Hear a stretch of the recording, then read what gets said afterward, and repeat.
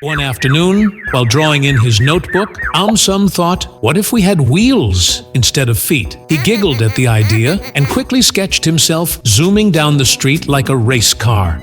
The next morning, when AumSum tried to get out of bed, he rolled straight onto the floor. His feet were gone, replaced by wheels, shiny, spinning wheels. At first, AumSum couldn't control them.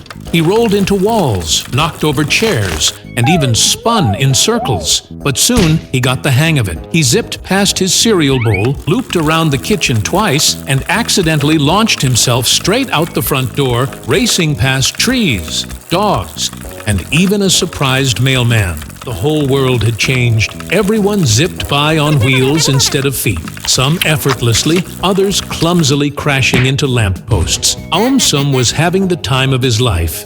Doing wheelie spins and jumping off tiny ramp. He zipped through the city, raced past buses, and even jumped over benches like a stunt hero. But then, he heard a loud noise coming from the park. A huge truck carrying boxes had lost control and was heading straight toward the playground where some kids were playing. Everyone was screaming. No one could stop it. But AumSum didn't panic. He bent low, focused his balance, and rolled as fast as he could.